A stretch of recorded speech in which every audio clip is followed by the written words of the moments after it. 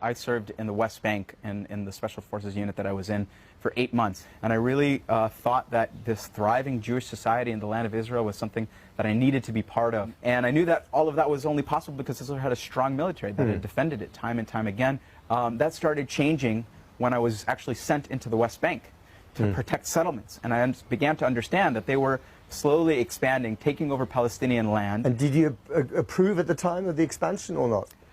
I think before I went in, I approved of it. When I saw what it actually meant, and I saw that we were just imposing a military regime over Palestinian civilians, I began to question it.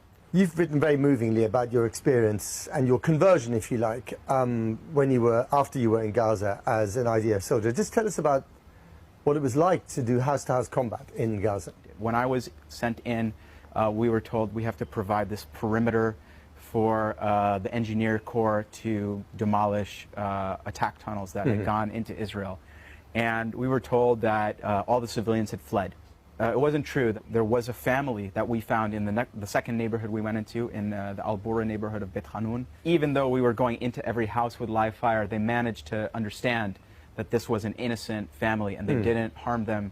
They gave them food and gave them water, and they guarded them for many days. But I found out this actually later.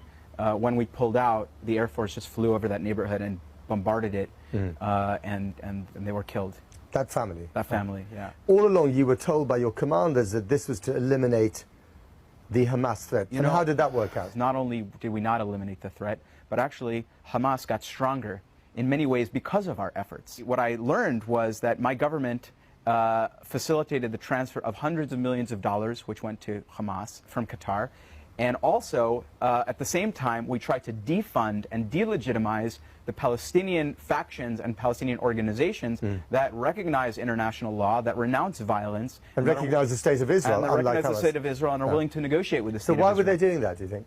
What has been written and what has been stated openly by even senior members of this current government, including Netanyahu, is that they considered Hamas to be an asset. And because their ultimate goal was not to defeat Hamas, their ultimate goal was to prevent the creation of a Palestinian state. And it was actually convenient and useful to have the Palestinian leadership split.